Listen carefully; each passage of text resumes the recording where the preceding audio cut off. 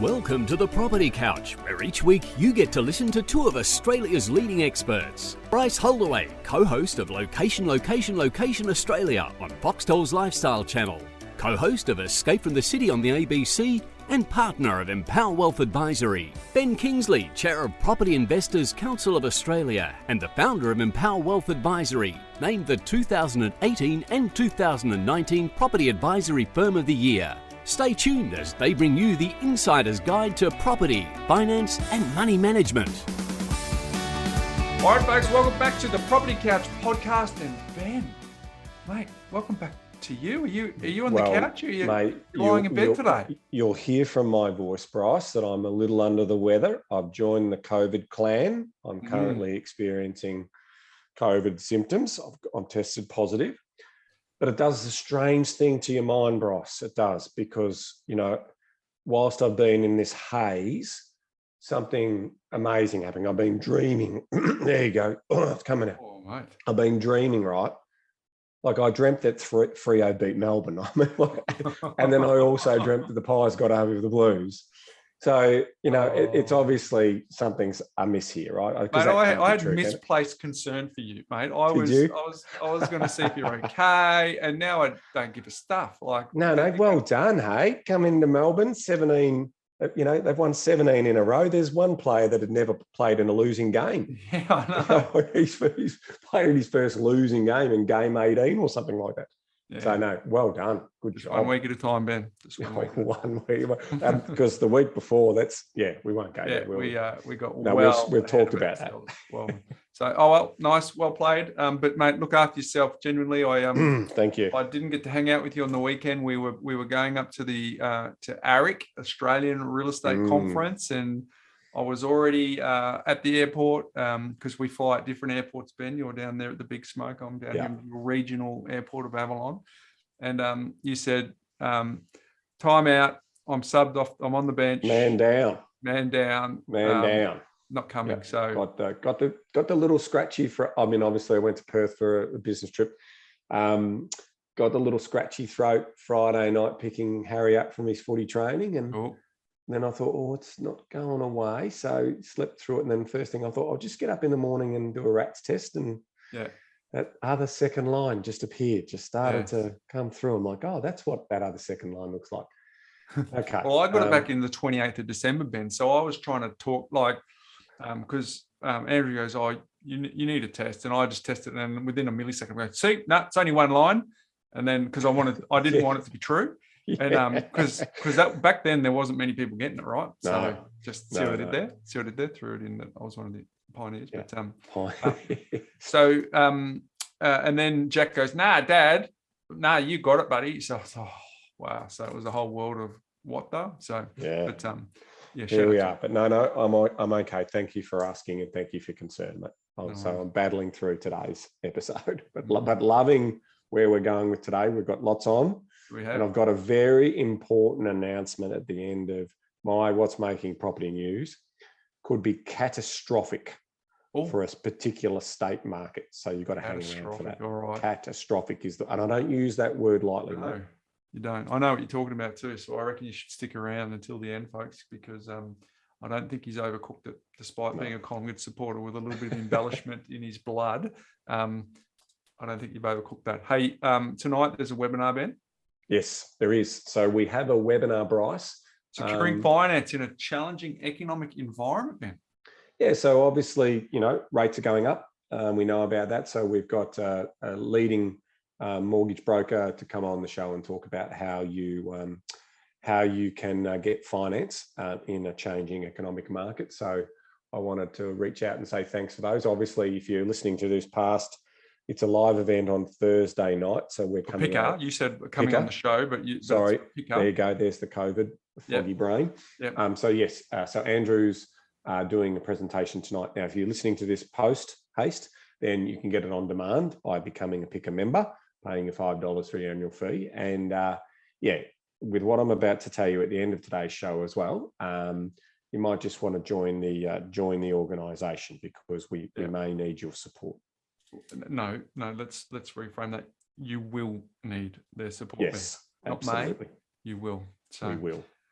Stick around for that, folks. My life hack today is one of the best takeaways I got from Arik on the weekend, Ben. Ooh. So hang around for that as forward. well. Hey, my mind set me. Oh, hang on. Before we go, we've got an extraordinary guest today. A wonderful guest. We spoke to our guest just a little bit earlier, so we actually know how good the wisdom that we're about to share on this episode is. So super excited about chatting with our special guest today. But before we get there, to set this up, Ben, in my mindset minute theme, Bill Gates once said, "Success is a lousy teacher. It seduces smart people into thinking they can't lose." And I thought, with the guest that we've got, the subject matter expertise that he has, and now having just recently had a conversation with him, sets up the conversation quite beautifully. But on the backdrop of the market for the last 12 odd years, for some people who have never experienced anything but sunshine on the interest rate front, and for quite a few people who might have entered the market in the last little while, who have done very well, might think that they've got this all sorted out, Ben. And who knows, Bryce, the clever people might be doubling up and going again soon if they think that they've done well this time around. So opportunity can sometimes knock when others are fearful. So Bill Gates once said, "Success is a lousy teacher. It seduces smart people into thinking they can't lose." So folks, have a think about that as you get into your week, as you get into your weekend, but also as we lead into the conversation that we're about to have with our special guest, Ben. So let's have a little listen to the conversation that you and I recently had with Scott Phillips. We've got a very special guest today, Ben. We're talking with Scott Phillips. He is the Chief Investment Officer in Australia of the Motley Fool and runs the Motley Fool Share Advisor and Everlasting Income Services. A fool in the best way for almost 20 years, and he's worked with them since 2011. Before that, he had a successful career in industry, and where he learned the truth of Warren Buffett's view that he was a better investor because I am a businessman and a better businessman because I'm an investor. Scott holds a Bachelor of Commerce, a graduate diploma in accounting, and an abiding love of well-played rugby, Ben. And he's also the co-host of the Motley Fool podcast, which is one of Australia's most popular podcasts. Welcome to the Property Couch, Scott. Thank you, guys. Really great to be with you. I appreciate the invitation. Oh, it's good to have you. Well-played rugby, is that a reflection be kind. Your team, or how's that going? Well, when was it last well played? That's the thing, right? So Peter Fitzsimons, obviously ex-Wallaby, says, and I like the line, "There's nothing better than well-played rugby and nothing duller than badly played rugby." I think that's about right. So a bad game of rugby is an abomination. A good game of rugby is just scintillating. So well played is important, but I'll take most. I'll take most over winter.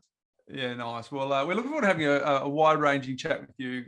You've been in the space, investing space in general, for a long, long time, so you've got a lot of wisdom to share. But I thought it was interesting to have a little look behind the curtain around Motley Fool.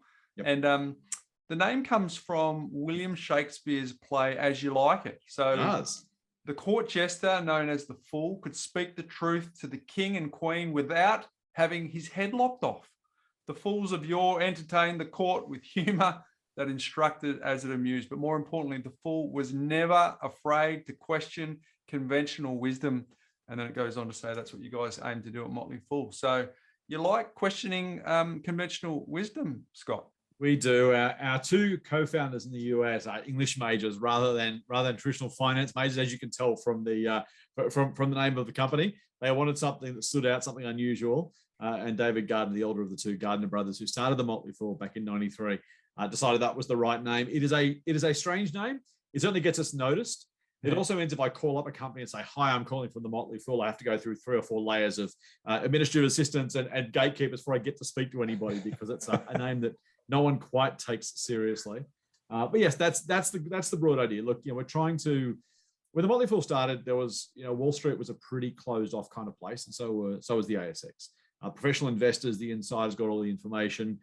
This is the days when conference calls weren't available to everybody, when the rules around disclosure from companies were kind of selective rather than continuous and fair. So it was an old time, but to be fair, some almost 30 years later, the finance world is still pretty impenetrable for many people, and we're trying to keep it as simple as possible and kind of help the average people kind of get on the inside without needing to feel like you go through a million gatekeepers to do the same thing. It's a wonderful mission. I'd certainly love hearing the backstory and love hearing what you are doing. You weren't always the chief investment officer of this position that you hold now, Scott. So can you take us back to the beginning? What did career progression look like for you? Where did it start, and how did you get your interest in all things investments? Yeah, I'll weave these together. So I did a commerce degree, as you mentioned, and moved into business. I worked for a kind of consumer packaged goods FMCG company. So I worked for Woolies, and I worked for Heinz, and I worked for Diageo, the alcohol company. I worked for Blackmores. I worked for pretty much most of the companies and brands that we know and love, and my cupboards are a testament to that. And I kind of worked in sales and marketing and kind of analytical roles. And your point about the Warren Buffett quote of being a better businessman because he's a better investor is absolutely true, and vice versa. And so I kind of always knew, I remember at high school, our high school economics teacher teaching us the share tables that used to be in the paper. This is pre-internet for those listeners who don't believe there was such a time. There was, I promise. And at that point, so I learned about it at school. Then I kind of did my job. And I found the Motley Fool in about 1998. I mentioned in the Sydney Morning Herald of all things, looked up the website, started reading what they were publishing. That's, again, 20 years ago now, almost 25 years ago. And then if you fast forward, again, that best part of 10 years from there, 2011, so I was a Motley Fool member in the US for years on and off and followed all their staff and all that kind of thing. 2011, late 2010, I read an article on Facebook of all things from the CEO and one of the co-founders, Tom Gardner, who just offhandedly said, our next goal is international expansion. That was literally all he wrote. And again, very unlike me, sliding doors moment, I decided on spec. Somehow I remembered Tom Gardner's email address. It kind of stuck in the back of my head. I don't know why. And I just literally decided I'm going to email him and just say, hey, look, love what I'm doing at my work. I was doing reasonably well. I was kind of the finance guy for the sales and marketing team at Blackmores at the time. So look, loving my job, loving what I'm doing. If I can be involved in any way, kind of, I'd love to be involved. I like what the Fool's doing. I love the mission. Can I help? If you guys ever come to Australia. 3 days later, I get a phone call from my now boss, or he's moved on a little bit, but my boss of the last 10 years, who said, funny you should say that. We're opening Australia in literally a couple of weeks' time. Do you want to come and have a chat? I said, yeah, sure. He said, what can you do? I said, well, I've done sales, I've done marketing, I've done some kind of, sales and marketing finance. I've done a little bit of strategy, a little bit of HR, but, kind of whatever. He said, can you write? I said, I don't know. He said, you want to try? I said, sure. And I wrote my first article for the Motley Fool that was published in March 2011. I was a freelance contributor for a year, and then in February of 2012, joined the team full time. Started as an analyst, then an advisor on one of our services, and here I am today as the chief investment officer. So complete sliding doors, no formal finance trading in the traditional way you're supposed to do these things with finance companies. I just went, hey, let's have this. Let's have a go. See how it pans out. And luckily, I'd learned well. They say the old Isaac Newton quote: "If I have seen further, it is by standing on the shoulders of giants." I'd obviously learnt well enough at the feet of fools and others who were before me. And 10 years later, here I am. So Scott, there's obviously the 10,000 hours has been done and then some Yep. in terms of becoming an expert in your area. So I want to pick up that string of conversation, but I also want to start with you as a boy growing up in a household. Where was that? And then what was money like for you growing up? I mean, where has this interest come in terms of wealth building, investing from? And, was it from your parents, or did you just have a desire yourself? Oh, that's a great question, Ben. So grew up in the southern suburbs of Sydney. I am a Shire boy. Despite what people might think about other Scots from the Shire, I'm the original Scot from the Shire. He came from Bronte, I'll have you guys know. I'm an original. So Shire boy for the first 20 odd years of my life. And old man was a fiery, mum was a nurse. And very kind of, just average household. Dad worked 2 jobs, working his days off to, put us through school and all that kind of stuff as parents do. Made a lot of sacrifices for us, which I will forever be grateful. And there's a couple of kind of competing thoughts. The first is that I have a really strong memory of sitting on my mum and dad's bed while Dad went through the weekly budget. And he sat down and, again, people who don't believe this, you used to get paid in cash. Once upon a time, there was no such thing as internet banking. Again, I know it's strange. And he would get paid in cash. And, or maybe it would have been a check or something. Anyway, he'd bring the cash home in notes and coins, actual physical paper notes. Again, there's a history lesson for some people. And he would literally put them out the bed, and he'd put $20 in the fuel tin, and he put $15 in the insurance tin, and he'd put $5 in the clothes tin or whatever it was. Little cigarette tins, little tobacco tins. And they would go in a strong box and go on the top of his cupboard. And so that's how he and mum would budget for the things they were going to spend money on. And so it wasn't come and look at this. It was kind of fun for a kid because it's money and you're seeing things happen. But it was one of those learning by observing, learning by doing. He let me count it out and do all that kind of stuff. And that was, it was never one of those, here's what you have to do. It was just, here's what I'm doing. And we got to watch, which was great. On the other hand, he also thought the share market was a casino. And I absolutely get that too. And frankly, these days it's still treated as such by many, many people. And so he was like, hey, don't invest in the share market, it's a casino, you don't know what's going on, all the people. And it was just a lack of knowledge, a lack of understanding, a lack of information. And again, back then, as I said, the Motley Fool and free access to stuff, again, the internet, making things more accessible and transparent. Back then, you had to pay a fortune to a stockbroker. Only rich people had stockbrokers, only rich people invested. The rest of us just thought it was a casino. And so that was the starting point. And it was my high school economics teacher, Mr. Barnett, who took us through the share tables. One quick other story at school, I had a maths teacher who taught us about compound interest and who said, and I can't remember the exact numbers now, I wish I could remember the exact example, but it was something along the lines of, if you save $1,000 every year between 18 and 30, and never another dollar after that, you'll retire with $1 million. And that was one of the things just stuck in my head. There's little moments through life that you're kind of fortunate enough to hear. I think it's in Noel Whittaker's book. Yeah, I'm not sure if the numbers are right, but it's... Yeah, it's Noel Whittaker's book. It's got that in it. I think the first book he did. Yep. Probably does. So, and that was our Mr. Moyer, my high school maths teacher. And so that combination of a bit of household budgeting, we never had a heap of money at home, never went without, but never had a heap of money. Learned about budget, learned the value of a dollar, the old car washing for pocket money and all that kind of stuff. And then a bit of high school interest and learning, and that's where I got to. I didn't expect to be in the investing game, but it felt like something that was natural. And when I left school, I started investing because I kind of really realized that I should. I don't even remember consciously thinking I must start now or should I do it. I kind of knew that I would and I should, but it was never intended to be a career. So things change. So there's a bit to unpack there, right? So we've got some fiscal responsibility from mum and dad, sort of demonstrating to you that you need a provision, right? So that's great. But also there's some conditioning around the very thing that you're involved with now was back then considered to be a red or black thing for you. So yeah, totally. So you've had a high school teacher that's imparted some wisdom on you, but how did, like, where was the tipping point? Because you've got all this conditioning from your dad, and then one or two conversations or one or two semesters with an economics teacher requires a bit more balance to tip that over. So how did you get that balance to go, well, it's not a share market, it's not a casino. It's not a casino. You mentioned it's all about knowledge. So was it as simple as that? You just kept reading and learning more? Yeah, it was. And I don't want to mischaracterize what Dad said. It wasn't stay away from the thing, you're going to lose all your money, whatever. It was just a view of, why would you bother? It's a casino. And it was out of, I'll say ignorance. I don't mean that in a harsh way about my old man. Just didn't know, because people didn't know. Unless we didn't have, again, I keep saying the internet as if it's a big thing, but people weren't exposed to that stuff, right? So if you're not exposed to it, all you know is what you think you see on the nightly news, which is up, down, up, down, up, down, up, down. Like, what the hell's going on? So it wasn't that he was never against it. It was not kind of a ranting in the house of, don't be bloody stupid, this is never going to work type stuff. It was just that kind of throwaway line of, the whole thing's a casino. And so it wasn't a complete deprogramming at school. It was just a sense of, look, I'm wired to do this, right? I'm wired to work in business. I'm wired to be an investor.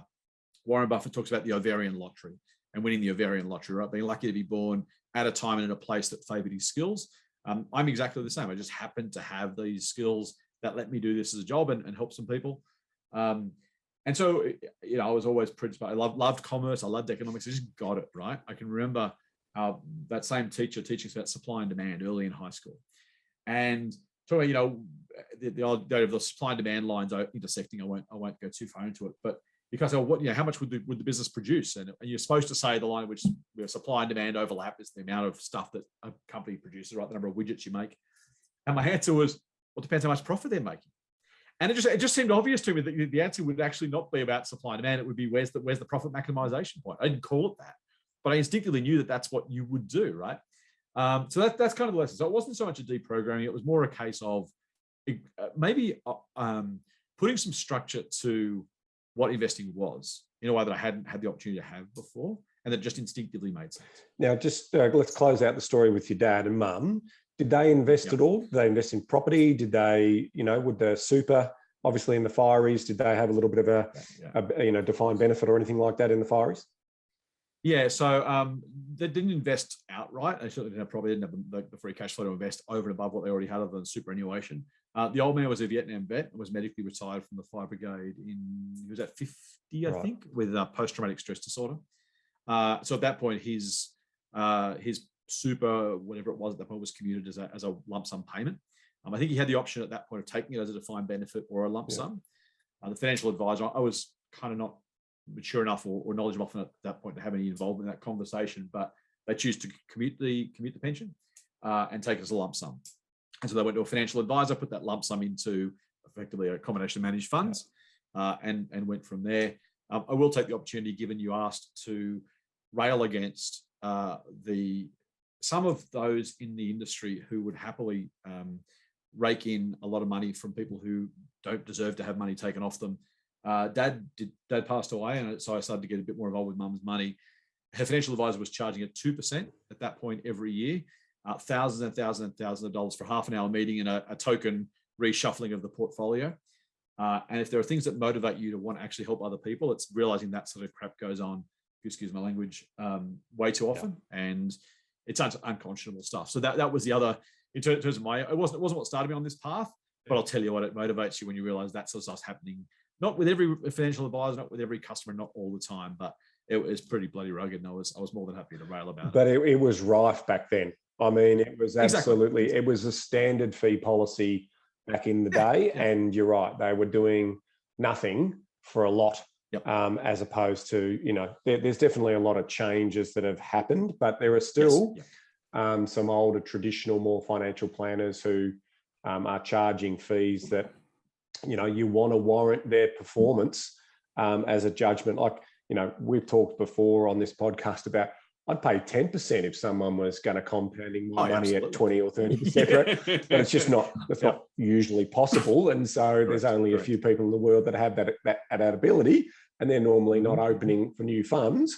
So for the common man on the street, yes, a funds under management fee of 1% or less is fair and reasonable, so long as you're getting value for that. Correct. Absolutely. Yeah, beautiful. So it sounds like you've got a fair mission there from obviously listening to what happened to your mum. So how does this manifest? You're seeing all these observations, having these conversations with your parents. There was no direct investing in the household, but you then go and fly the coop. You're out on your own. What did that look like for you when you got your first pay packet, your first job? Were you equally as good a steward of your money when you got your yellow pay packet with your cash in it, or was there any deviation from the norm there? Right, Bryce, despite my appearance, I actually did get paid online when I had my first job. So I got yellow pay packet. I didn't have the yellow pay packet.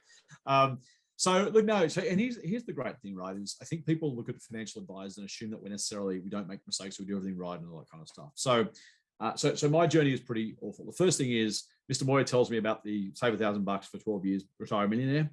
I do none of that, right? Because I'll get around to it, I'll do it, but I'm 18, and which 18-year-old's worried about retirement? Like I'll worry about an old man, right? I'll be old a long time.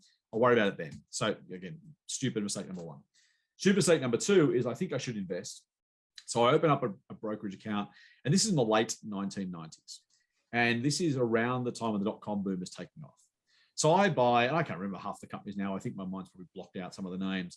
I buy all the hot things that someone's talking about somewhere that I think I should buy as well. Sausage Software was one of them, I know for a fact, if you remember that name. Yes. What about BMC Media? Did that one ring a bell? No, I didn't know that one. Didn't know that one.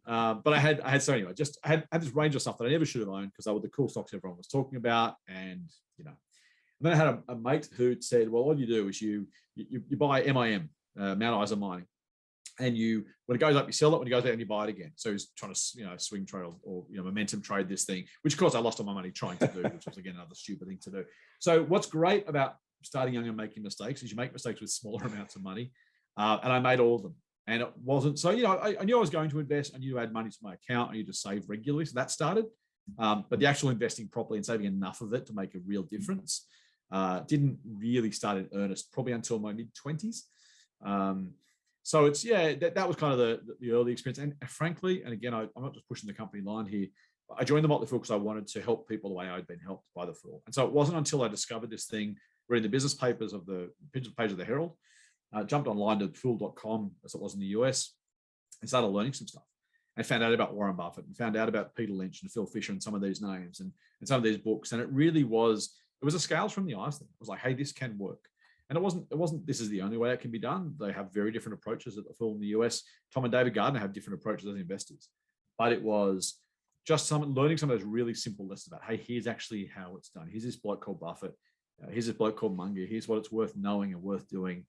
And literally, when I joined the Fool in 2011, I took a pretty significant pay cut.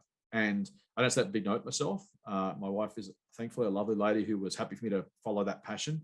But it was kind of like I wanted to work in investing, and I wanted to help people the way I'd been helped. And it's, I joke, if I'd been born in the 1800s, I would have been a stump preacher. I just, once I know something, I've got this thing, I need to share, I need to tell people about it. And so that's what I did. And that's kind of how, that's the end of that kind of full circle back to how I joined the Fool, is that journey from learning a little bit, doing a few things, then getting the opportunity. The money wasn't here in the local business to pay big salaries. I was doing pretty well in my career, but I was like, you know what, this is what I kind of want to do. This is what I'm passionate about. So that's how that whole thing ends up rolling out. Scott, I want to pick up on that because it's a really important point. Having listened to you and Andrew Page in terms of the straw man on the podcast, one thing I like about someone who's a seasoned investor is that you have been through cycles, you have been through, and you speak honestly about all the elements around mindset and how it feels that you need to act in a different way than what your instinct is telling you. And it's not through, you can't see that in a book, right? You can't, someone can tell you so much about, that the pan's hot, don't touch the pan, but ultimately you're still going to touch it and you're going to get burned and you're going to learn from that. That's probably one of the big things to me. Tell us about some of those sort of golden rules that you've been able to learn through, obviously not just 10,000 hours. It's obviously, more like probably, 100,000 hours of lessons in life and investing. And when you're playing with other people's money, right? I mean, that's different when it's your own. There's a different sort of psychology to when it's other people's money. So take us through how you bring, how you've designed your frameworks and your investment and your golden rules around that. So I think what it comes down to is Warren Buffett has a line that if you've got an IQ of 130 points, sell 20 points to somebody else. You don't need them, right? And the idea is that, smarts will get you a decent way, but at the end of the day, above that, it's temperament. And it's actually just keeping things simple. You talk about golden rules. One of the things I've done is for myself and for our members and in my advice to family and friends is just stay invested. You can try and pick and time markets. You can get in and get out and try and be clever and try and do all these things. And at the end of the day, the market goes up over time. And if there's one thing I'll ask your listeners to do is to Google Vanguard index chart. And Ben, you would have heard me bang on about this. Just Google Vanguard index chart. You will see a 30-year chart that shows a hypothetical 10 grand invested in Australian shares 30 years ago, now being worth $160,000. That is not $10,000 every year. That's not $10,000 being bought and sold and buying dips and selling at the top. And that's literally just left in. And then going through the Asian financial crisis, going through the dot-com crash, the GFC, going through COVID and coming out the other side of COVID, all the stuff that happened over the last 30 years. If you just put 10 grand in 30 years ago, walked away, did something else, you got a check in the mail 30 years later, here's the check you asked me to send you 30 years ago. It's now 160 grand up from 10 grand. It's kind of that simple, right? And there's nothing more powerful. I have that, God love my nephews. I have a 16-year-old and a 14-year-old nephew, and I have asked them to, and they've been very, very kind to me. They've stuck it A4, printed out an A4 paper and blue tacked it above their stairwell at home. So they see it every time they walk down the stairs. Right? And it was just my way of trying to get that thing really so deeply into their brains that they're never going to forget it. Because when things get tough, it sucks. Like when the market falls, it hurts like buggery. But there's a difference between it hurting and giving in to the pain and taking an action. You know, it's a bit like, I'm no theologian, but they talk about, you know, temptation and sin are two things, right? Everyone's tempted. You don't have to give in to the sin. Now, again, I'm not going to go into the theology line because no one in my level of expertise, but it's that idea, right? Like the market falls, it sucks. And you want it to stop and you want to make it go away. And these don't. You just got to say, you know what, this happens. And I'm just going to live through it because I know what this story is. So staying invested is rule number 1, 2, and 3. The other thing is kind of doing the simple things. There's a great quote from Charlie Munger. And this is the quote. It says, it's remarkable how much long-term advantage people like us have gotten by trying to be consistently not stupid instead of trying to be very intelligent. And that's me, right? I've written before, I am rarely, if ever, the smartest bloke in any room, right? That's not my edge. And it very rarely is an edge in investing. There's a great story of a US fund manager called Long-Term Capital Management. They had 12 Nobel laureates on staff. They blew up the fund, right? You don't have to be smart to do this. You just have to have a decent control of your temperament and not do anything stupid. And so for me, literally it's that. It's just, so it's dollar cost averaging. It's putting money in regularly. It's staying fully invested no matter what. Do I miss on buying the dips? Sure. But do I invest it when the market soars? Absolutely. And you better believe that's worth it. It's looking for quality. It's recognizing the things that make a difference. And whether that's property, whether that's shares, whatever it is, if you can find those things that are consistent with outperformance, in this case with shares, the qualities of a high quality business that just simply is going to do well over time, and you let it do its thing, it's going to, over time, generate a lot of returns because it's just good at what it does, right? Woolies as a supermarket goes from this regional kind of, few supermarkets in 1980 something, lists on the stock market, ends up being 45% of the market, and the shares go from $2 to $40, just because it's a good. And you don't have to do anything smart. I didn't know those all the way through. By the way, it's not my story; it's someone else's. But that's a 20-fold return. Just let it do its thing. CSL. And so that's kind of the story. It's amazing how simplistic that wisdom is, but it's so profound. And I think having been an investor myself now, first time was back in '98, and you're looking for all the tactics. You realize everyone's obsessed with the tactics, but if you got to spend more time being obsessed about the strategy, because ultimately you've just reinforced it beautifully. But it really comes down to two things: behavior management and time, right? Absolutely. You called it temperament, and a lot of people forget. Ben and I have talked about this a fair bit over the last 10 to 20 episodes, that people spend an enormous amount of time studying the world's greatest investor, but he actually isn't the world's greatest investor on a percentage return basis. There's people who are way better than him. He's just actually played the game the longest. And consistently well. And just, as you said, stayed in the game. So anything times 0 is 0, right? So you can be a genius 19 times in a row. If you screw up the 20th one, you're back to 0. Yeah. And life is too short, and compounding doesn't let you go back to square one. If you go back to square one when you're 40 or 45 or 50 or 55, you've got nowhere near the guide of compounding. The last double you make is where all the money's made. The very last. So, in shares, average every 10% a year, give or take, double every 7 years. So let's use that as a rough number. If you can invest for 49 years rather than 42, or 35 years rather than 28, you're going to make half the final money you end up with is in that last 7 years by definition. No matter when you start, the last double is where you make all of the money. You just got to stay there. You got to be there. You got to let that happen. I love the tactics and strategy thing. It's exactly right. And a lot of people, here's the other thing about that is tactics is people trying to be smart, right? Rather than trying to make money. Would you want to be smart to make money? You can try all these great tactics and try and outthink everybody else and know all the stuff and do all the things. And but you know what? I'm gonna literally just slide through. Do the simple things moderately well for long enough. Don't blow myself up. I will retire very, very comfortable. And anyone can do it. Literally, particularly with ETFs these days. Anyone, like, don't join the Motley Fool. Just do it yourself. Buy an ETF. Regularly dollar cost averaging on an ETF. Enough money, start early enough. If you've got kids listening right now, start your kids today.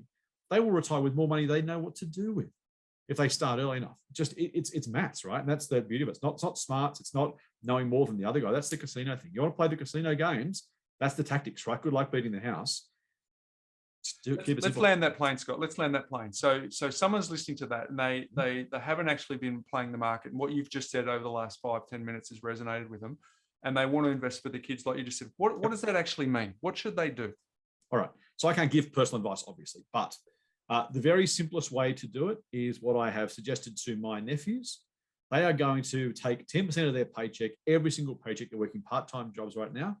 They're going to put half of that in a Vanguard Australian ASX 300 exchange traded fund and half it in a global fund. And that's it. Right? At some point, if they want to pick stocks, they can pick stocks, they can buy companies, all that kind of stuff. For now, when you take a percentage of your pay, put half it in a global fund, half in a local fund. You can buy them on the ASX, cheap as chips. There's free brokers out there, there's low-cost brokers out there, but just do it regularly, pick as an investment strategy, and just continue to add money to it every time you get paid. That's all. It's the simplest thing in the world. Scott, the rule of large numbers, right? That's the challenge that most punters struggle with, in the sense that, in 1972, my house was worth $13,000 when I bought it brand new, and now it's basically pushing over $1 million. Mm-hmm. Now, at no point in 1972, 74, when I was looking at, did I ever wildly dream that it's possible. So now today they say, well, it just can't happen into the future, right? It's just simply not possible. Yep. Now, the reality is, however, that it is. So how do you go about, educating people around the fact that, money makes money, and obviously that element of the economics then grows the pie bigger, which then grows the pie bigger, which then grows the pie bigger, and then ultimately we see that turning up in asset values, whether that be goodwill or equity in a business or stock on hand or land, that appreciates in demands, demand locations. How do you sell that story to people to believe it? Because most people are skeptical and they don't get it. I don't get paid by the Warren Buffett quote, unfortunately, because I get paid more if I was. There's a great line. Buffett's made about 99% of his wealth since his 55th birthday. Now, the bloke 91, so it's 92 now, 91 still. And he's worth billions of dollars. Tens of billions. Right.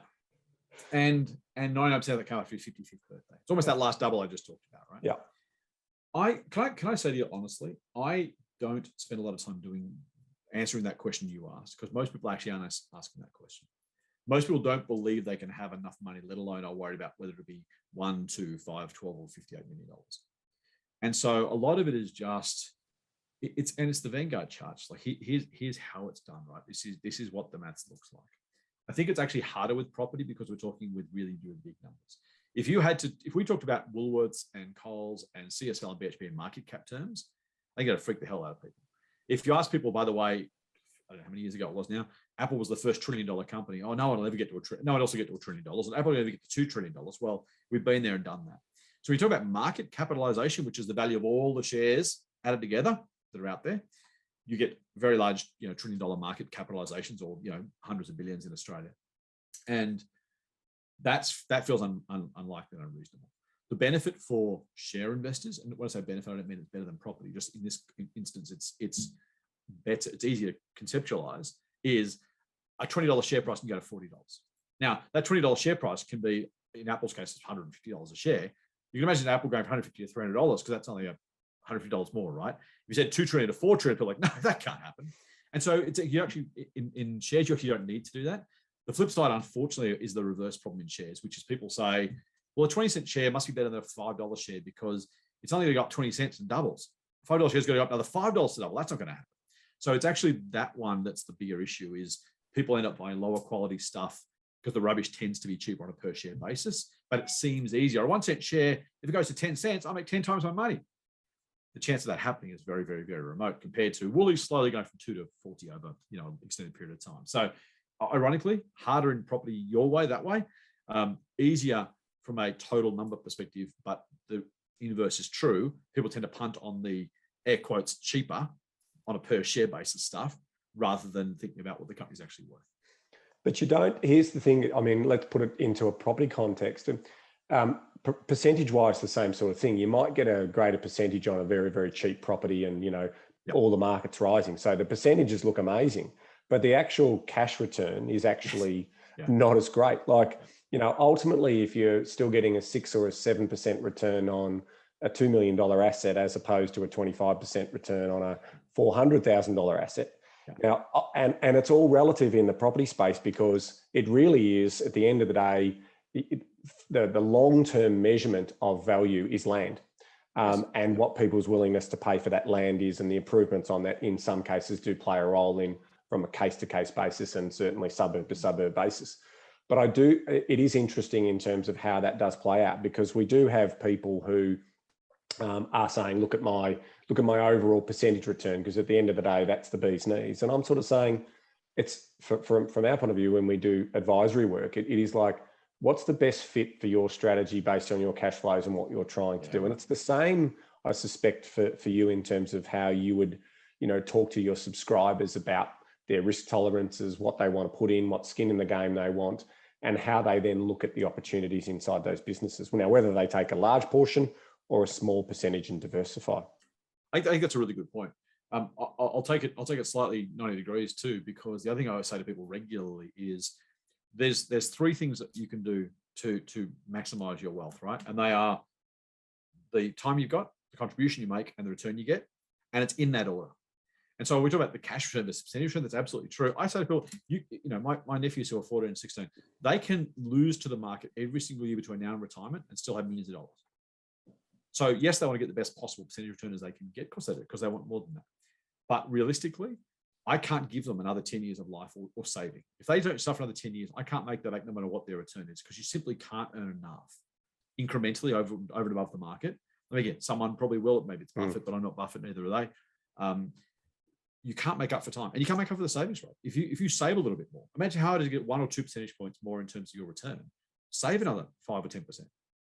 I can't make that back for you. And so, as you say, that we all get, it's a bit like that tactics thing about the kind of being too smart for yourself, right? Everyone wants the ego boost. Look how smart I am. Look at the percentage return I got. It's like, well, yeah. Some people who watch the market for fun, right? For dopamine. It's like, guys, you're doing this wrong. Like it should be boring.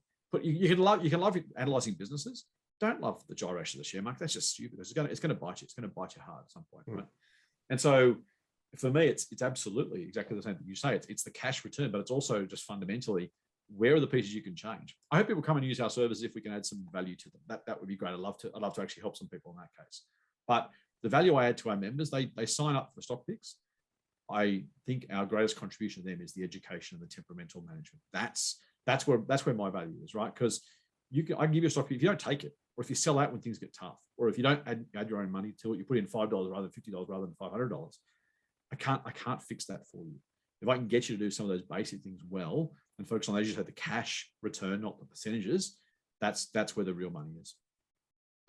Experience is that thing you get 2 minutes after you need it, isn't it? It's like early days. You can't, like, even telling your nephews, like, just keep doing it, and it's like, and then when you get it, it's like you say, you've missed a decade. Yeah, exactly. Can you talk to excuse me, can you talk to your property story? Clearly you have a bias towards the share market. Yep. Where does property fit in to your thinking over and above being a roof over your head? Yeah, really good question. So I have in the past owned an investment property with a mate. It was a long time ago, and had we kept it, I would be much richer than I am today, but we're not that smart, or I wasn't that smart, so we didn't. I'm a shares guy because I understand business, but I'm not a shares guy because I think shares are necessarily arbitrarily better than property. And my wife and I have spoken at length at different times over our married life of, should we buy an investment property? And we may well do that. So I don't have one at the moment. We don't have one at the moment. I have in the past. I absolutely wouldn't rule out doing it again. The super benefit of property is the ability to use non-called leverage. I hate margin loans for share investors because the banks don't give you the same latitude they give you with property. And that's no one's fault, just the way it is, right? And if and when the property market falls next, the banks won't be foreclosing on people just because the value of their assets fallen, because frankly they know they're going to create their own doom if they try it. But equally, they also believe in the property as an asset class. They know it's the land's there and all that kind of stuff. They thus far at least haven't been so generous with shares, and so leverage makes a wonderful can really give you, and again back to cash return, Ben, give you a really nice return. So we're super open to that, and we've done some numbers time again and try to work out when's the right time. Is there a right time? What's the right property? We might do it. At the moment, we don't. And I don't have the expertise in property, right? So the simple reality is when we talk about property, I normally defer to my wife generally because she looks at this stuff more than I do. Mostly it's kind of that, the property kind of, I won't use the phrase, but, looking at the expensive places on Domain or realestate.com and so what do you do that to yourself? We're not going to buy those places. I know, it's like looking. All right, fair enough.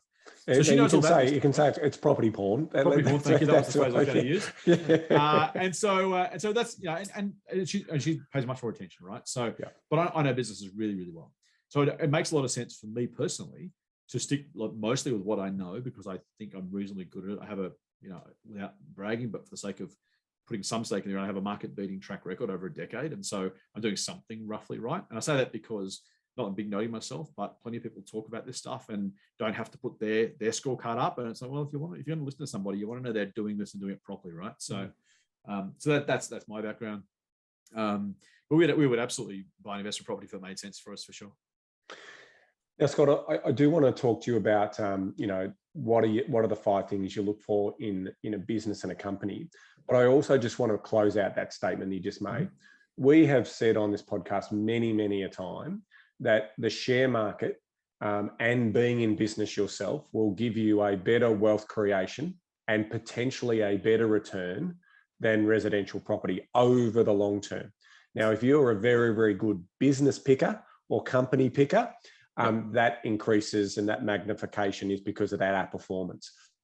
So, but you're right. One of the great things about residential property in Australia has been that the way in which it's structured with leverage, sensible leverage, and this is why we scream about money management and making sure you're not getting too greedy and you look after things and you do all those right things. So, kudos to your dad back when he was putting those monies in the jar. That's our Money Smart System 101, right? That's exactly what we teach.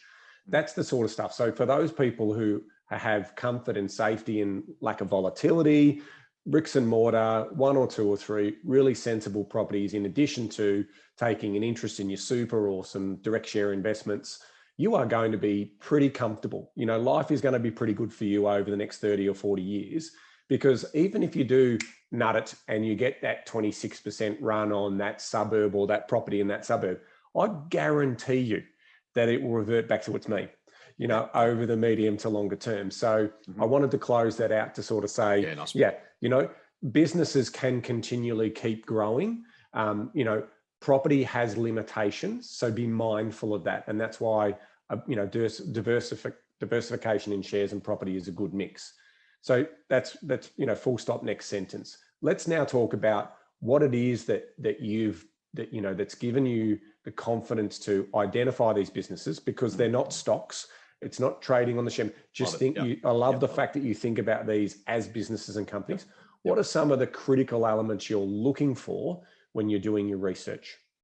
Yeah, so I will start by saying it can't be formulaic by definition, because if and when it is, then the opportunity to beat the market goes away because everyone gets the same return, and that'd be fine, by the way. As much as I like picking stocks, if in 15 years' time I'm out of a job because this is all nutted out, everyone gets the average market return, I'm cool with that. I'll go and do something else, go fishing. But for now, at least, there are, and you're right, there are businesses. They're not stocks, and I don't. So one thing I don't do, I don't ever read the charts and look at the charts. And technical indicators have no interest to me. I don't think they're very useful. So as an investor, and by the way, every investor is different, right? So 2 people will do really well doing very different things. And it needs to be true to you, and you need to be able to follow it. And I'll say system, I don't mean system in a kind of a trading system kind of way, but something that just, rules of thumb, set of heuristics that works. Right, exactly. Yep. So first for me, generally speaking, these are all generalizations, is a company with a good brand.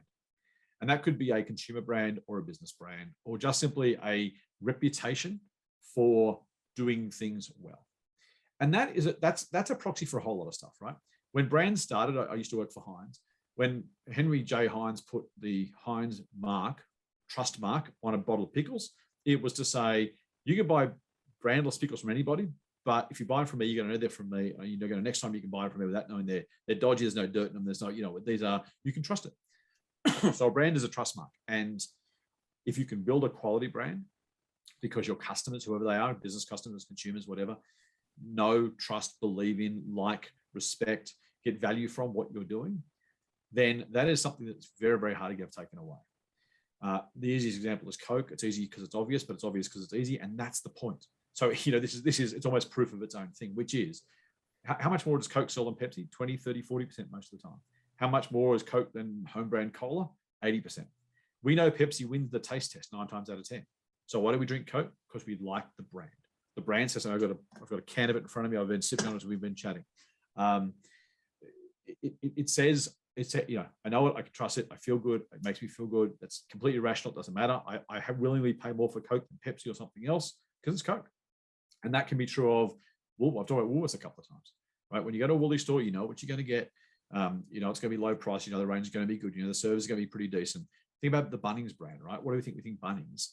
We think we're thinking about the rational component part. We're not. We're thinking about all the things that we think we know when we think about Bunnings. That's the sausage sizzle, right? It's the brand.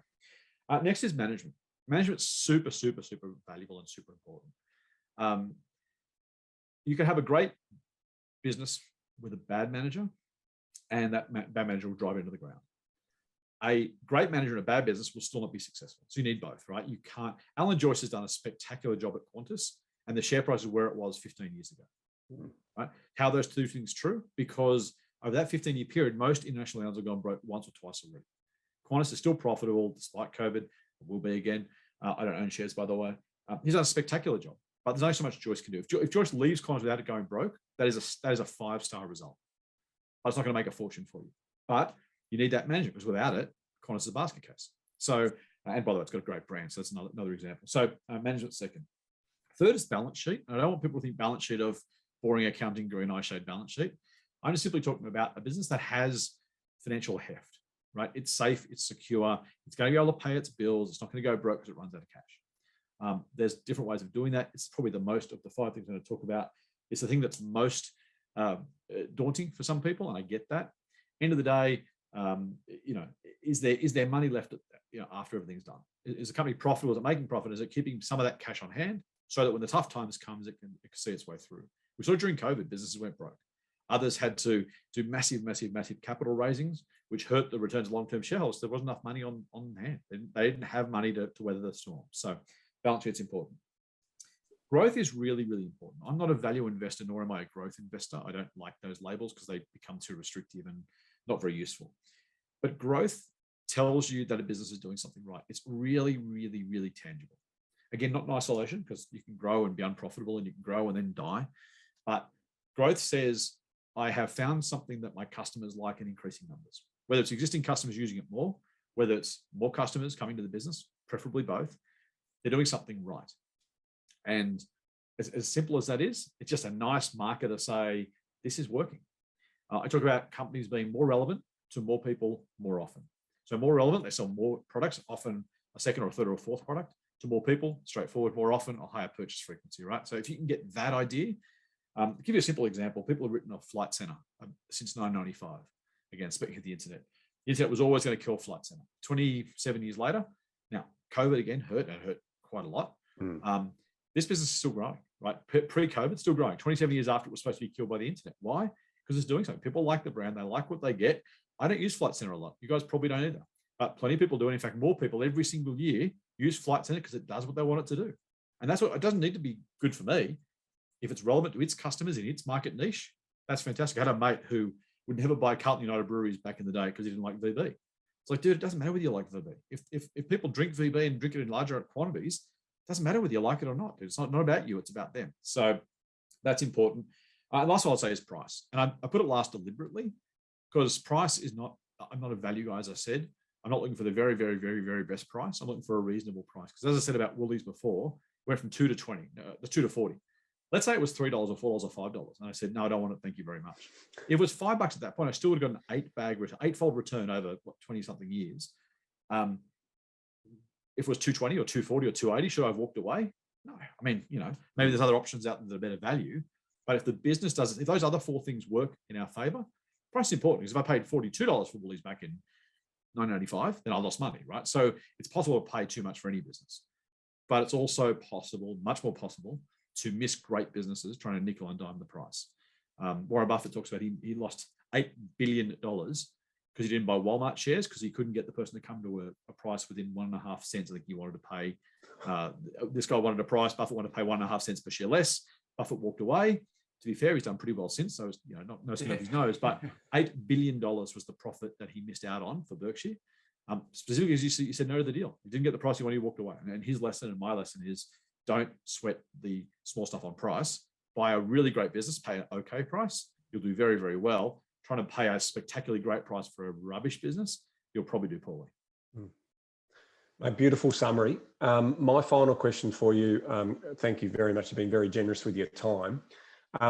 What's the best investment advice you've ever received? Like, is there anything that sticks out in mind or something that you've read or whatever? I know you talked about the power of compound and you got a few of those other basics, but have you ever, has someone ever, galvanized an idea for you just with something they've said or shared with you? Not a single one that stands out, quite honestly, Ben. All the things I've just talked about are kind of this kind of coalescence of, I think that's, maybe that's kind of going back to the theme of what we've chatted about, is that's probably the point, right? It's not one single blinding flash of insight. Yeah. It's not one thing that's kind of turned everything on its head. It is genuinely time. Actually, I think, in all honesty, I don't know, it's not a quote and it's not an individual person, but I think you made the point before me, which is awesome, which is investing is about business, it's not about tickers or stocks. Yeah. And unless you get that, the rest doesn't matter. Because if you can't conceptualize that, and you're still worried about the 3-letter ASX codes and the share price movements in 1 second increments, and when the market falls 10, 20, 30, 40%, if you don't believe in the business, you're not going to hold the stock. Because what is ASX, COL, Coles, ASX COL, what's that? Well, I don't know, it's down 40%. Well, I guess that's bad. I better sell, right? Now, maybe Coles is a great investment, maybe it's a terrible investment. But over time, if you can think about it as a business, the question you ask yourself is Coles dead? No. Is it likely to be bigger in 5 or 10 years' time? Yeah. Is it going to be more profitable? Probably. Okay, well then it doesn't solve the problem, doesn't make the pain go away, but it contextualizes it a whole lot better than trying to work out where the share price might be in a day or a week or a month or even a year. That whole timing the market versus timing the market thing, right? That's exactly. Yep. Nailed it. Scott, my closing queries for you is I'm probably going to sneak 2 little legs of my last question to you. But first one is crypto and your thoughts on crypto. And before you go there, the second one, you hinted about COVID before. The only people who get injured on a roller coaster are those who try and get off too early before it stops. So clearly, during that early COVID time, like, that tests everyone, right? Even someone who has resilience around behavior management and time. Can you just take us into your headspace just for those early, WTF moments of COVID kicking off? What was running through your head, and did you have white knuckles? Great question. So I'll try and do it really quickly. February, I'm thinking, we've had SARS, we've had MERS. This is probably not going to be a big deal, right? Because I'm an idiot. So I'm thinking, you know what? I'm not even sure that's the wrong approach. We've had COVID-like respiratory symptoms and diseases for years on and off. Remember SARS in the Asian kind of tourism market? We had MERS, the Middle East respiratory syndrome, bird flu, and bird flu, right? And more often than not, these aren't things. So statistically, I was probably even right to just think that it might pass us through, right? Because in a different universe, COVID is limited to China, goes away, and we'll go, we were worried about that for a while. Turns out, not so much. But I thought, that's fine, we'll go away. And then it gets really serious, like, oh, bugger, okay. And the market falls a bit. And so like I buy Webjet shares, because how much further can travel really fall? They're not going to take planes out of the sky, are they? Let's be serious. They take planes out of the sky. Webjet shares keep falling. So I'm like, oh, that's a bit bloody stupid, isn't it? And here's where I'm glad you asked this question, because it gives me a chance to really put what I've just said in context. Market's falling. I'm like, oh man, this sucks. I'm seeing my portfolio just get less and less and less and less. Can I tell you, it's much worse than investing in property, because no one's quoting your property prices every minute, every day, 5 days a week, while the market's tanking.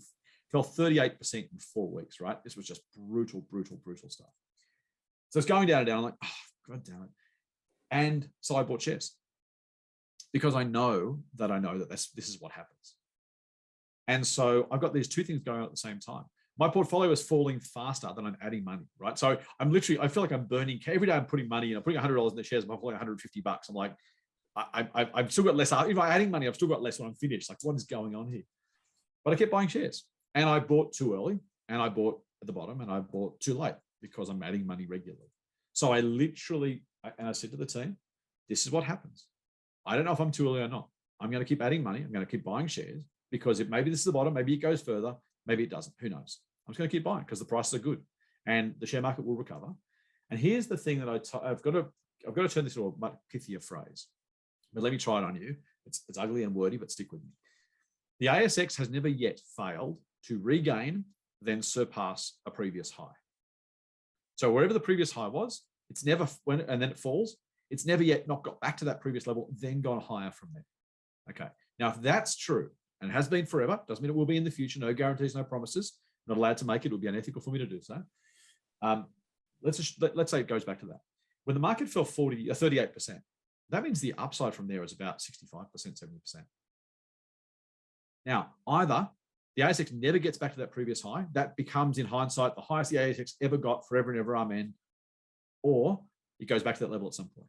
And if and when it does, it's going to go up 40, 50, 60, 70% from here, and then it's going to go higher because it always has. And if those things are both true and the market's down, who cares if it goes lower? If it's down 38%, it goes down 60% eventually, but then eventually regains that previous high. I still make the same amount of money from my buy price to that point. Doesn't matter where it goes in the meantime. And so, as you said, to your question, Bryce, it's hurt like bugger. I'm thinking, oh man, this sucks. I don't want to do this.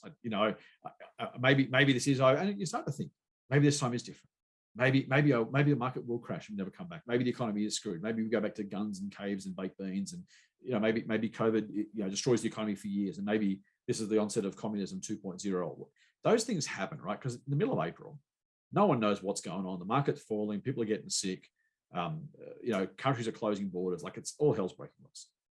But I kept investing because I know that's what I'm supposed to do. And if you can separate those two parts of your brain and quarantine them from each other and just go through, I imagine it's some version of military type training, right? You just do what you have to do. They're firing over your head, but I've been taught this is what I do. When the gunfire starts, I do these things. And I don't want to draw any sort of parallel between that because this is not military warfare, right? I've got a shiny bum job where I sit behind my desk and tap on a keyboard all day. But that kind of idea of that kind of almost basic training of just, this is what we do. It doesn't matter. This is just this is how we survive. This is how we get through this. That kicked in. And so I kept buying. And I bought too early and I bought at the right time and I bought too late. But I just kept buying because that's what I do. And I think Webjet's still down, frankly. But a lot of the other stocks I bought during that period are up a lot. I bought, back to Berkshire Hathaway, GFC. Bought Berkshire Hathaway at $60 a share. They're now 300 and something, right? Was it fun? No, the GFC lasted for 18 months on the stock market. It was just a woeful time. But over time, did they go lower? Yeah, I'm sure they must have since I bought them. I'm almost certain I bought them at the bottom. I bought Webjet way before the bottom. Bought other stocks on the way through. Lost some money on some, made some money on some. That's kind of the point. So that's the story. It's a wonderful story because it illustrates a couple of things. One, dollar cost averaging is easy when things are good, but you just dollar cost average when it's going down. So that's you practice what you preach. And then it goes back to one of the original things we were saying earlier in our conversation, that it's all about behavior management and time. And you just went in the thick of some incredibly unprecedented external events in your world. You stuck to the principles, which is incredible. Can you give us a quick thing on crypto? Yes. Charlie Munger's call it rat poison, which I love because Charlie's just so quotable. He's great. I don't think crypto is investable. And let me be clear, I'm not saying you can't invest in it, you shouldn't invest in it, or you can't make money doing it. And an investable asset should give you some basis for valuation and some basis for assessing current and future price, which is not similar to valuation. With companies, it's cash flow, dividends, profits. With property, it's rent. You put art on the wall and rent it out, you get some sort of return for it. Crypto might be a thing, Bitcoin might be a thing, or it might not. I don't know. You don't know, nor does anybody else. I don't know how you put a price on Bitcoin and say it is worth this much because X. People say, well, it's great. Yeah, it probably is. Well, it does all these great things. Yeah, cool, it does. Absolutely. It's digital currency. Sure, no worries. So what's it worth? More probably. Why? Well, because more people will use it. Okay. The more people use the US dollar now than they did 150 years ago. Is it worth more? No, it's not worth more. A currency is a artificial measure that allows us to compare our labor and our consumption. Right? I work X dollars an hour. I spend money on mortgage, and food and clothes and car. And so one of my hours is worth whatever it is, 15 cans of Coke, right? That's how this works. Maybe Bitcoin's worth $1 million each in 10 years' time. Maybe it's worth 2 cents. I don't know. And because I don't know, it's not investable. It doesn't qualify as an investment grade asset. Maybe people will make a fortune on it. Maybe people lose a fortune on it. I don't know. I don't believe it has a place in an investment portfolio. I should say, by the way, the Motley Fool has $5 million worth of Bitcoin that we bought on our balance sheet 12, 18 months ago. We announced it publicly. Tom Gardner, my CEO, is a massive fan. I am completely opposite. I think it's a terrible investment. I don't think anyone should be investing in it. Speculate, knock yourself out. If you're going to put money on the dogs for Saturday night at Dapto, then buy Bitcoin with that instead. Knock yourself out. If you're going to put it on the roulette wheel, buy some Bitcoin. Sure, go for it. Don't take your Woolly shares and turn them into Bitcoin. Don't take your CSL shares. Don't take your investment property and turn it into Bitcoin, because you can't justify on an investment basis, on anything we consider investment, whether it's property or shares or anything else, the way we measure it, the way we consider it, the way we discuss it, the way we characterize it, crypto cannot be an investment asset in the same way. Which is not to say it can't do well, but so can a lotto ticket, right? So going to punt on the horses. For me, it's not investable as an investment grade asset. Well, that's a good explanation, as good of an explanation as I've heard about that, because you're right. I mean, there are people that have made some extraordinary money from it, but the volatility and the definition around investment, I think that's good. But we have covered a lot of ground with you today, Scott. You've been really generous with your time. And brilliant. What I want to say to our listeners is lean in on some of that stuff. Like you've got a 15-second rewind button on most of the players. There was a couple of times there where I reckon you should listen really hard at some of the key statements that you made, because they apply to investing. Like, doesn't matter if it's shares or property or what, they just apply to investing, and they are timeless principles on how to create a nest egg. So on behalf of everyone here on the Property Couch, all our listeners, Scott, we appreciate you taking the time to talk to us today. All right, you're very kind to invite us. Thank you, Bryce and Ben, for having me on. It's been lots of fun. Thanks, Scott. Hey, Bryce. I mean, this is why I wanted Scott on the show, right? He's come from humble beginnings. He's done everything that anyone who's had opportunities been able to do. He's maximised those. He's now, the head investor at Motley Fool. But here's the thing that I have noticed, right? I mean, obviously, I've listened to a few of his podcasts with Andrew, with the straw man, as he's called, and they're just honest people having dialogue and trying to educate people in an authentic way. And, people, when you're learning about investment and you're learning about your craft or your skills, the way in which they talk about it, there's no hype merchant stuff going on. Yeah. It's really genuine dialogue, balanced dialogue. They call it when they get it wrong.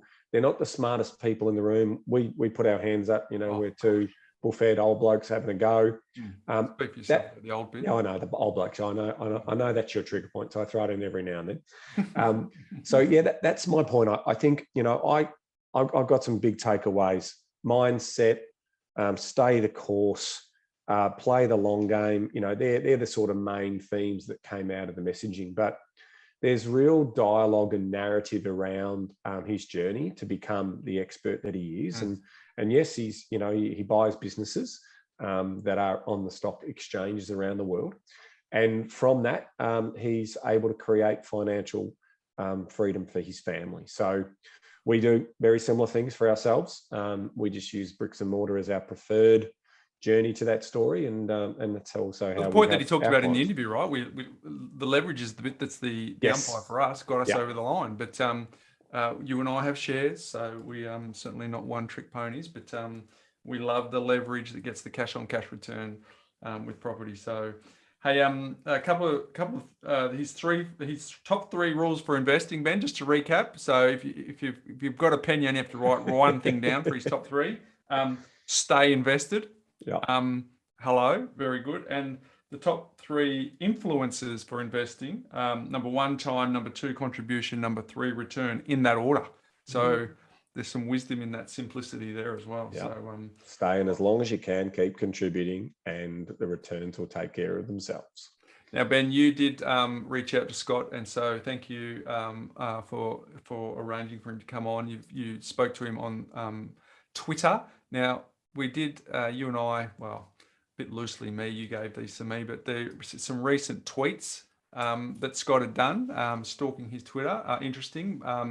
This one: I am so sick of down days on the Australian Stock Exchange. I've had enough. So I'm going to just keep investing anyway, because these things happen sometimes, in brackets, unfortunately, but the overall direction of the market is still likely to be up strongly over the long term. So that's one. Another tweet that he did: should I buy shares today? Question mark. The odds that the answer is yes get better and better the longer your holding period. If you want to make money, those odds approach 100% over a long enough time frame, and not as long as you might think. Don't overthink it. And then this one, in response to a question that one of his followers asked. He's gone, great question, but play a different game. Think in years, not minutes. Invest in businesses, not tickers. We talked about that in the interview. Be diversified. Turn off the brokerage. Wait.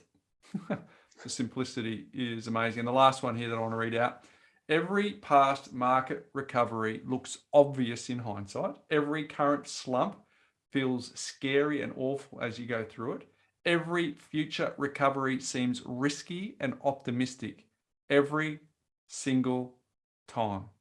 The first and the last are the same thing, just separated by time. Just some incredible wisdom there.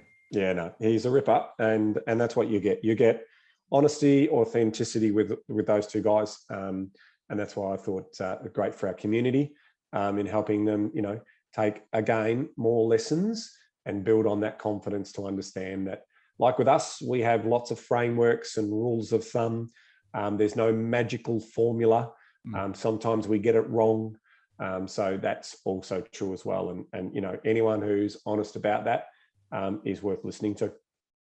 And Ben, just a little spoiler alert for those people that are looking for the secrets and the next best tip and the fad and the next fad. Just confirmed. I'm sorry for all the folks who are looking for something bigger than this, but just confirmed it's all about behavior management and time. Yeah, there we go. Behavior management and time. That's the game of investing right there. So very good. Hey, my life hack today, Ben, is up at ARIC.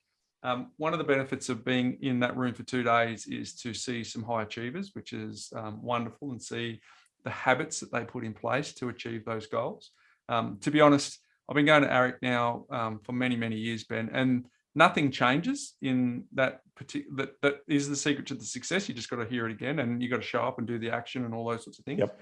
They had Matthew McConaughey on as a speaker, Ben. I've read his book, Green Lights. I've listened to a couple of long form podcasts. He was wonderful. And unfortunately, the terrible thing that happened in Texas at that school was in his hometown. So his heart was certainly heavy when we got to chat with him. Well, he was live via satellite, to be honest. Then they had Seth Godin, which the guy is just a freak with just the wisdom that just oozes out of his mind. But they also had a speaker who was the diver who got rescued the 13 Thailand boys out of the cave. Now, the only thing I was frustrated about that talk, Ben, is that it was right at the end of the day on day 2, and you got to quickly bolt to get to the airport. So I just wanted to sit there and absorb that story. It was powerful. But the most impactful one was Mel Robbins. She had what was called the 5-second rule, and that's my life hack today. Okay. That I want to share. And I want to encourage you to go and buy her book. I want you to encourage you to go and follow her on YouTube. I want you to go and have a look at her 5-second rule, because she'd explain it better than me. But it's simply this. The idea is that for a lot of us, there's all these small moments in our life where 5 seconds is a small window of time where we can make enormous changes, because after the 5 seconds, when we get to 6, 7, and 8 seconds following a decision, that's when we start to go into our head, and procrastination, don't think I could do it, anxiety, insecurity, all that sort of stuff. So it's those first 5 seconds where it's really powerful that we make change and we get out of the thinking and we go into the doing, because you and I both know that knowledge is empowering, but only if you act on it. So it's the doing that actually gets the results. It's not the thinking.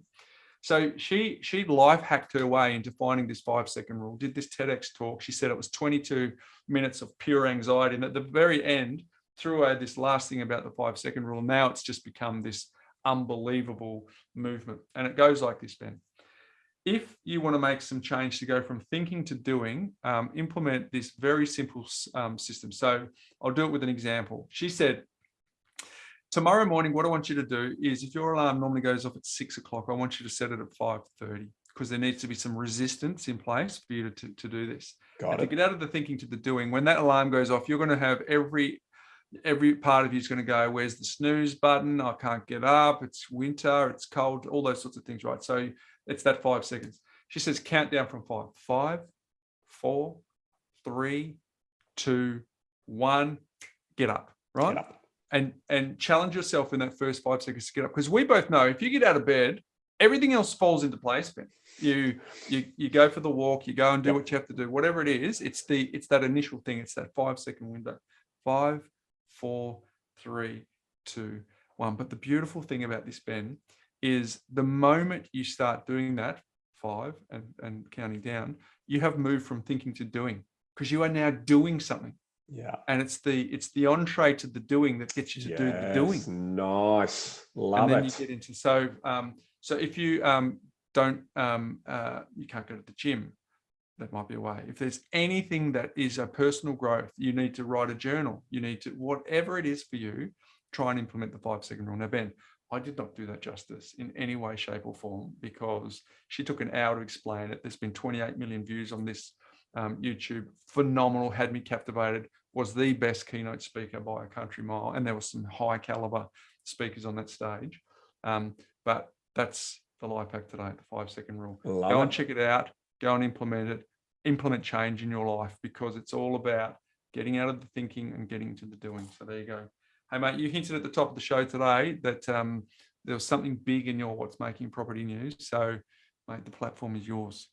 Yeah, so I've become aware, Bryce, last week there's a Greens MP, Jenny Leong, in the New South Wales Parliament, who introduced a new bill called the Residential Tenancy Amendment. And it's basically Tenant Protections and Flood Response Bill 2020. Now, this was last week. Now, in reading through that bill, Bryce. 2020 or 2022? 2022. Here's my cloudy brain. Yeah. 2022. Sorry, mate. So literally last week. There is some very concerning proposals that are being presented in this particular bill.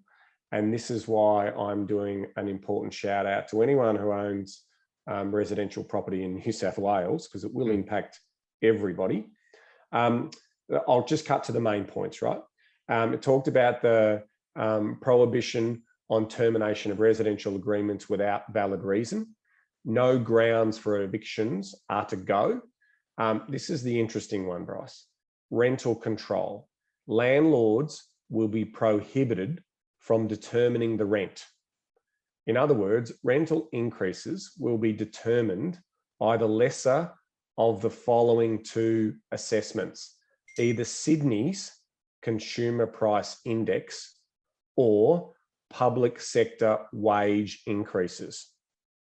So effectively, rental freezes. Now, she's brought this on the back of a very difficult moment, which was the flood response. Obviously, there are parts of New South Wales that are going through tough times, and there are tenants who are absolutely going through tough times. So we want to recognise that those people that are in those affected areas, it's very difficult to get, accommodation at the moment. So let's acknowledge that.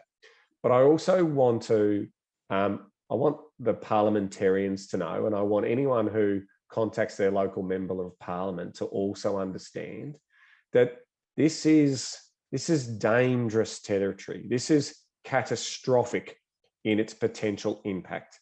And there are unintended consequences here that they have not thought through. So if they're basically saying that right, and no longer will the market be able to determine rents. And even though landlords need to cover some of the increased costs of all of the new repayments that are going to come through in terms of higher mortgage repayments, also repairs and maintenance to those properties that would have also been potentially flood affected. But this is right across the state of New South Wales that the Greens politicians are pushing for this radical change to the way in which residential property is administered, and ultimately will destroy the market. Now, if they did that, who pays the most price? The biggest price that's paid is anyone who can't find rental accommodation, because the reality is, if all of those investors leave the market, then ultimately there'll be no rental accommodation. So if that is the case, then what's going to happen? There's literally going to be people who will be living in their cars, living in tents, will have to relocate to new areas. It's just the most ridiculous policy decision I have ever seen. And it needs to be explained to every member of parliament in New South Wales that this will not get legs. This is silly policy, and it is a moment in time. So you were thinking about, there are millions of other things that we can do to assist those people in the short term as the market finds its mechanism. Right now, yes, there's a building boom going on. There's a challenge for labour. Labour costs are going through the roof. Material costs are going through. All this shall pass. And so we need to keep a level head in terms of the decisions that we make today, because those consequences will be severe for not only the property market, but the entire economic impact that it will have on New South Wales, and the risk of stupid contagions that might take place as well. So I'm calling on anyone who owns an investment property in New South Wales, or anyone who sees this as being a risk to the broader property market, to go and contact their local member of parliament and tell them your concerns, because it really is a silly policy, and it will be catastrophic. And the biggest people who will pay the most are going to be the tenants, when the vast majority of landlords and the vast majority of tenants are doing their best to work things out. If you're having trouble, or if things are a bit more difficult, talk to your landlord, talk to your property manager. The vast majority, 95% of these things get sorted out. It's just the 5% that we've obviously got challenges for at the moment. And it is a crisis. I'm not making a mistake. We said at the start of the year that rents are going to go up for a combination of reasons. One is availability. Two is obviously the cost for the property manager, so the property owner, in terms of having to pass on some of those costs, not all of those costs, because they are going to keep coming. So it really is a situation where, if the Greens are using this as a strategy to get more social housing built, and they're going to basically lose this as leverage, be very, very careful where you're going here with this, because you'll destroy your economy, the Greens. If you want to fund more social housing, I've got no problem with that. But in terms of, infecting or interfering in a market mechanism like this, you'll cause great damage. So be very, very careful what you wish for.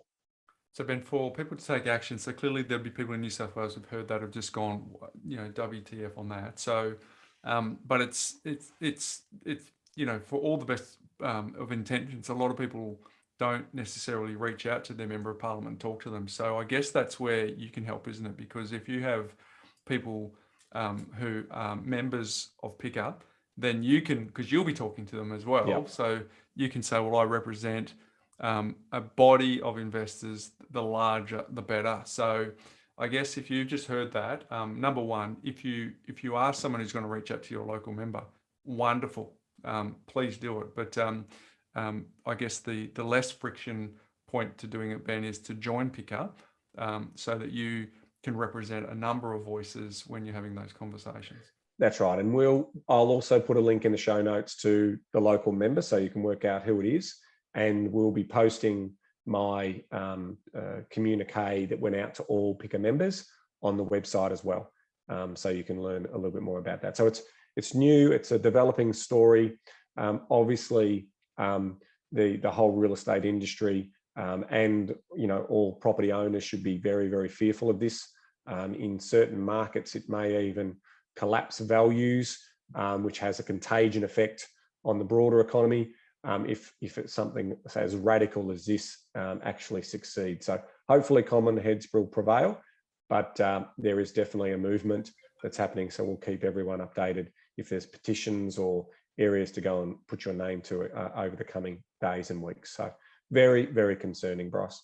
Yeah, it is. So, wow, we've covered some ground today, mate. So, notwithstanding the fact that I appreciate, mate, your efforts to come on whilst you've got COVID-induced brain fog.